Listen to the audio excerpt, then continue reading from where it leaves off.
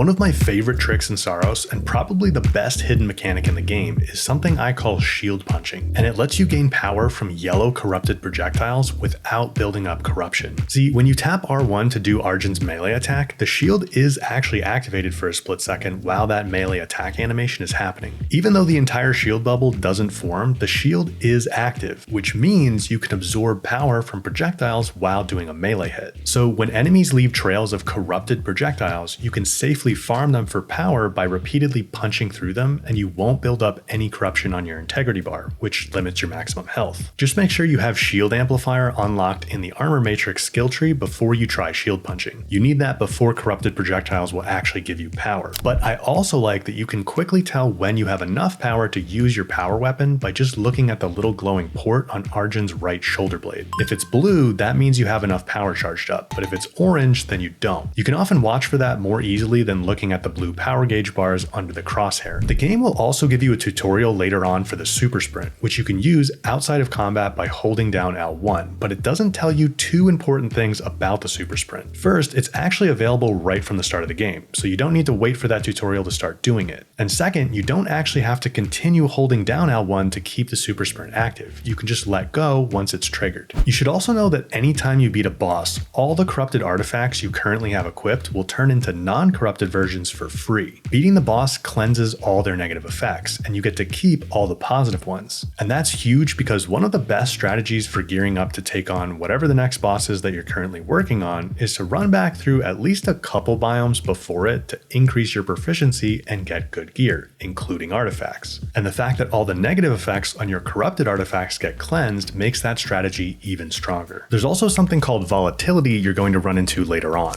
Once any of Arjun's 3 attributes, so resilience, command, or drive, get to about level 120, which will start happening in the mid to late game, artifacts will start having a chance to make one of those attributes volatile, which basically means you get a permanent negative effect for the rest of your run. The only way to clear volatility is to go back to the passage. The resilience attribute becomes arrogance when volatile, which actually isn't too bad, it just hides enemy health bars, but drive volatility or negligence causes you to lose all your lunacite when you die, and command volatility or ignorance makes it so you can't see the negative effects on artifacts, which obviously makes it difficult to decide if they're worth picking up. So you're going to want to keep an eye on the level of each attribute as you get later into the game, but it's really annoying to open up the menu all the time to do that. So instead, you can just hit down on the D-pad or swipe up on the touchpad and it'll bring up Arjun's current stats down here in the lower left for each of the attributes. But earlier we mentioned the shield amplifier unlock that allows you to gain power from yellow corrupted projectiles, and I would definitely prioritize getting that ASAP regardless of whether you're going to be shield punching or not, because even just absorbing corrupted projectiles on purpose with the shield held open like normal can be useful. Once you get a better handle on the game's other mechanics, have a bigger health bar to work with, and aren't taking damage as much, you won't need to stress too much about building up some corruption. It does temporarily limit your max health, but you actually can't ever die from corruption itself. It caps out, and you can pretty easily remove it by simply using your power weapon. Absorbing regular blue and corrupted yellow projectiles charges up your power, so even though you get corruption buildup by absorbing the yellow ones, they also give you the power you need to clear the corruption. So as long as you're using your power weapon often, which you definitely should be anyway, you can actually clear corruption pretty easily. And actually, once you get more advanced, you'll start seeing corruption as a resource because there are corrupted weapons that will let you deal more damage when you have corruption.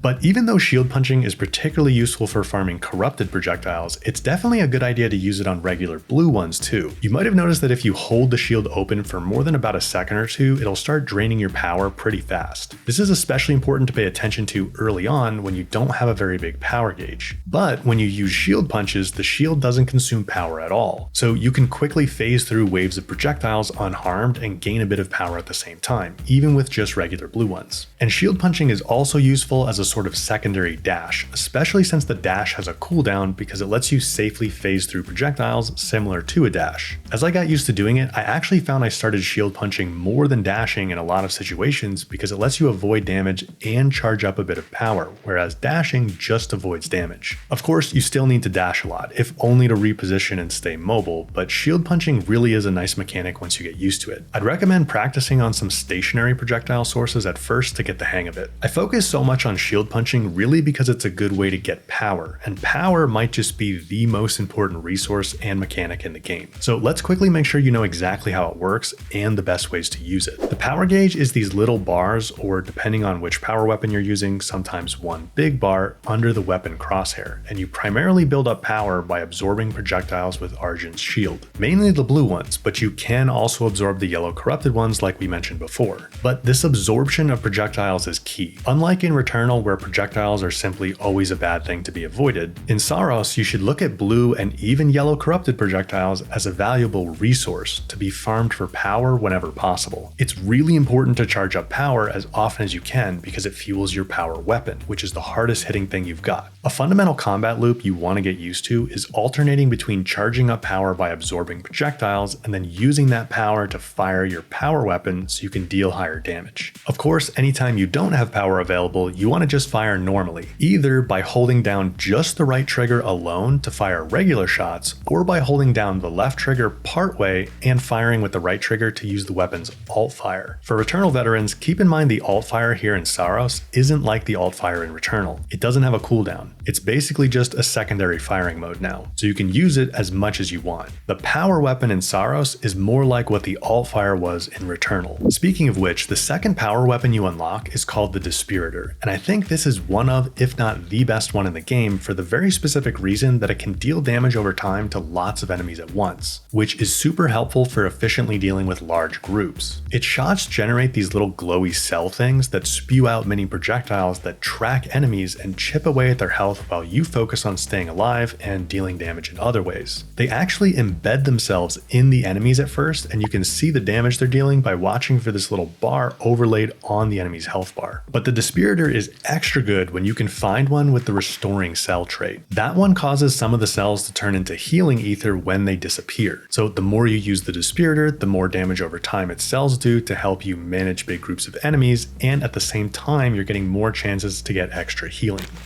You should also keep an eye out for the power generator trait on main weapons. It just straight up gives you free power for dealing damage with your main weapon, which you're obviously doing all the time. So yeah, I think that's one of the best ones in the game. But there are also a couple of artifacts to keep an eye out for. Artifact Converter increases the rate of power recharge for each artifact you have equipped. Obviously you're going to be picking up artifacts a lot, so that's a great way to boost power generation. And then Lucenite Converter basically does the same thing but for picking up Lucenite, which you're obviously doing all the time as well. And to increase your maximum power, you'll want to make sure to unlock plenty of the blue command skill nodes in the armor matrix. If possible, it's also a good idea to leave one enemy alive at the end of an encounter, preferably a smaller, easy one, so you can farm up power from its blue projectiles. Even if you can manage to leave an encounter with just one power charge, that's often going to be really helpful, both for when you get to your next fight and while exploring, because you'll sometimes find these glowing walls, and the only way to get past them is to blast them open with a shot from your power weapon.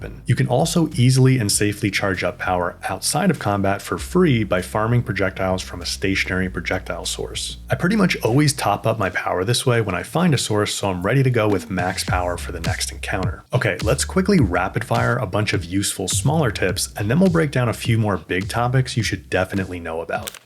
Once you unlock the Nova Lance power weapon, you're often going to find it with the bouncing slug trait, and if you bounce your shot off the ground or a wall instead of shooting directly at an enemy, this thing basically becomes a homing missile. You don't even have to be precise about it at all. You can literally turn around with the enemy to your back and blast a wall, and the ricocheted shot will lock onto the closest enemy. Definitely the most broken and fun way to use the Nova Lance. For lots of text logs in the database, you're going to notice redacted parts you can't read, but you actually can read those without any kind of special unlock. You just need to activate the eclipse in whatever biome you're in, and the redacted parts will become readable. In the Biome 2 hub room, there's a room underneath the central platform that always has some containers in it. I didn't realize this was here for a little while at first, but it can definitely give a nice bit of extra loot. In the marsh biome, these green blobs will give you a bit of ether. You just have to shoot or melee them before they explode. Just like in Returnal, you want to melee small enemies and especially turrets when you can, because they're usually one shot to a melee hit. And you can interrupt them when they're in the middle of charging a shot, so you don't always have to be super cautious. Also, just like in Returnal, it works well to dash cancel after a melee hit. This cuts the melee animation a bit short, speeding up your gameplay, but more importantly, it keeps you safer because you're both staying on the move and you get the iframes of the dash immediately after the melee hit. Once you have the grapple unlocked, you definitely want to be using that a lot to reposition frequently. You're invincible while grappling, and it also just lets you cover a lot of ground really quickly to get yourself to safety or to get a better angle on enemies. To hit a perfect reload when your weapon's recharge bar is in the little window, you only need to release R2 a tiny bit and then press it down again to trigger the reload. You don't need to release R2 all the way, not even close. Getting used to releasing it just a little bit will make it easier to nail perfect reloads more consistently. You can also use R3 to reload if you find that easier. Remember that collecting Lucenite also increases your proficiency level. It's not just currency used for unlocking upgrades. So anytime you come across a gold container, which are the ones that need a key and give you power weapons, it's smart to check to see how close you are to a proficiency level upgrade before busting open the container. If you're close, you can often find enough Lucenite in the surrounding area to level up, and then when you open the container, you'll get a higher level power weapon. I also recommend prioritizing keys for doors over containers. Unlocking a door will almost always give you overall better loot than a single gold container. You might even find multiple containers behind a locked door. You generally want to wait on opening a gold container until your power level has increased at least a few levels beyond your current power weapon. Runs don't always have to be about clearing the next boss either. If you're struggling with one, just plan to do a few runs that are purely for collecting Lucenite for upgrades. You don't have to attempt the boss when you run a biome. You can head out intending to just collect a bunch of Lucenite. If the run happens to go well and you want to take a shot at the boss, great, but if the run isn't going very well, forget the boss and just teleport back to the passage. If you teleport back instead of dying, you'll be able to keep more of your Lucenite because you avoid the death penalty, which cuts down how much you get to keep big time. For containers, the game teaches you that you need to punch red containers to open them, but that actually works on any container, so punching containers quickly became my favorite way to open them. And when you have a choice between Halcyon and something else from a red container, always take the Halcyon. You've probably already figured out that Halcyon is pretty valuable for unlocking some of the better skills in the armor matrix, but this skill tree is big, and when you get towards the late game, you're going to see that the armor matrix unlocks actually don't even really need Lucenite anymore, but they are going to need a lot of Halcyon instead. It basically gets to the point where Lucenite is irrelevant, and Halcyon is the only currency you care about anymore. So yeah, always take Halcyon from the start of the game. You'll eventually want to run those Nightmare Strand challenges as well because they give Halcyon at the end, and those stats you can see on the right side of the world dial menu are definitely useful for tracking down where you can find more Halcyon as you get later into the game. By the way, once you unlock Second Chance in the armor matrix, which gives you a second life, completing a Nightmare Strand will restore your second chance if you've burned a life on your current run. So it can definitely be a strategic move to do a Nightmare Strand.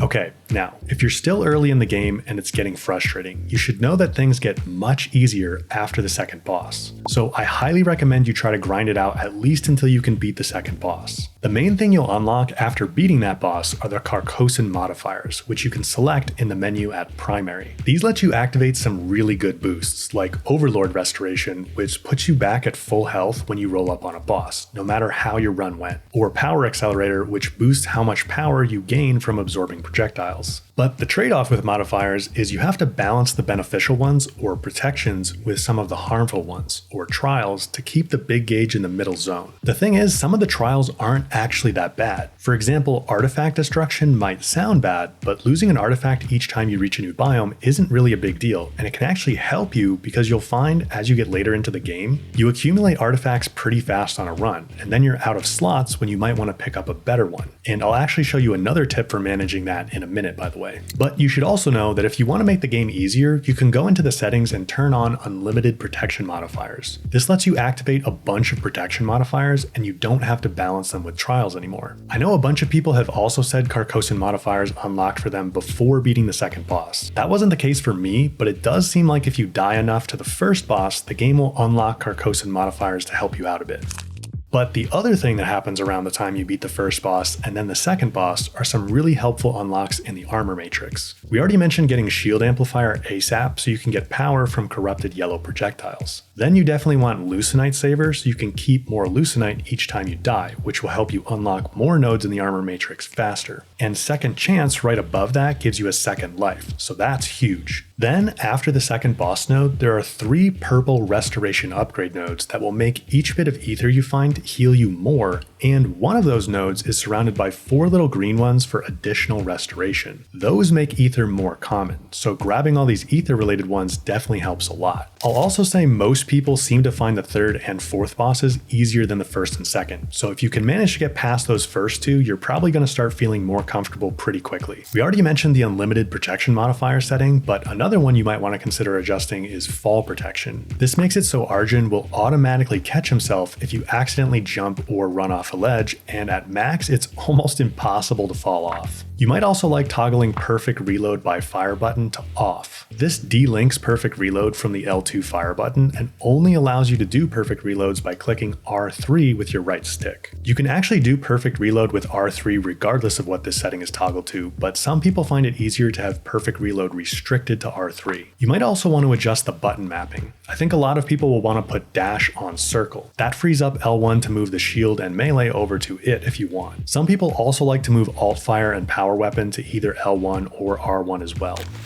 But when you're out on a run and you find a new weapon, you may have already figured out you can use an Acolyte's Wager resource to re-roll that weapon to see if you can get something you like better, just like you can re-roll artifacts. But if you like the weapon and you're gonna pick it up without re-rolling it, after you take it, consider turning around and doing a re-roll on the old weapon you just dropped. This actually forces it to instantly upgrade to your current proficiency level and gives you another chance at getting a weapon you might like even better. Also, I generally find it's better to use Acolyte's Wagers to re-roll weapons as opposed to artifacts. Although you can use the Acolyte's Wager in the inventory to remove an artifact, which actually becomes really useful in the mid and late game when you find yourself out of slots for new artifacts but want to pick up a better one. So being able to remove an artifact by spending an Acolyte's Wager is a nice way to craft your build as you go. Okay, I also want to break down these weapon cards for you because there are a few confusing things on these. Up top, of course, you've got the name of the weapon and its subtype below that. Then next to the image of the weapon, you've got its proficiency level. A weapon will spawn near your current proficiency level, and this sets the maximum for each of the weapon's 3 stat bars below. That maximum limit is displayed by these little orange vertical lines at the right end of the bars. The solid orange part of the bar is showing the current level of the stat, while those little vertical bars on the right are showing the max. But when you go to pick up a new weapon, you're usually also going to see either a white segment that extends the solid orange bar or a red segment that erodes it. You'll also see those in the little weapon section of the card when you're looking at an artifact. Those whiter red segments are showing you how much the stat is either going to get boosted or nerfed when you take the weapon or pick up the artifact. And the thing that determines whether it's a boost or nerf are Arjun's attribute levels for resilience, command, and drive. See, next to each weapon stat name, there's a little colored icon to show you which attribute the stat scales with, and these are randomized. So that's one reason you want to upgrade those stats in the armor matrix roughly equally. But then there's these little orange arrows at the right end of the stat bars. Those indicate how much the stat scales with its attribute. The more arrows filled in solid, the better, but even just one actually makes a pretty big difference. So definitely keep an eye on those. And then at the bottom of the card, you've got the list of traits.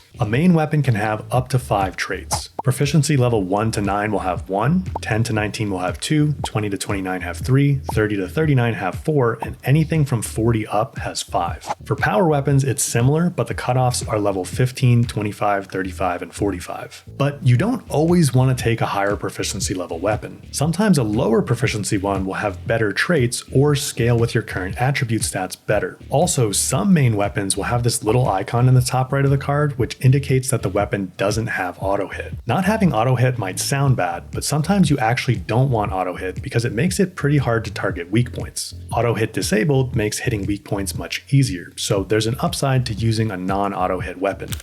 But there's one weapon category you definitely should not sleep on: shotguns. Stagger damage is really strong in this game, and shotguns are your best tools for building up stagger. The thin white bar under an enemy's health bar shows stagger buildup, and if you can fill it up and get it flashing, the enemy will be immobilized for a few seconds, and it'll be much more susceptible to damage. For a lot of enemies, you can literally just hit them with 2 or 3 shots with a shotgun, and then they'll be staggered, at which point you can just run up and melee them to finish them. And this works on much bigger enemies than you'd think. Plus, the shotguns just hit like a truck if you get up close. You do definitely need need to keep mobility in mind, but man, shotguns are super strong. The Annihilator is my favorite because its alt fire gives you really good range with a good amount of precision as well. But if all these tips help you master Saros, then you're definitely going to want to play Returnal next if you haven't already, especially since it's included for free with PlayStation Plus. And I've got the perfect video for you to master Returnal right here. Thanks for watching, and I'll see you over there in just a second.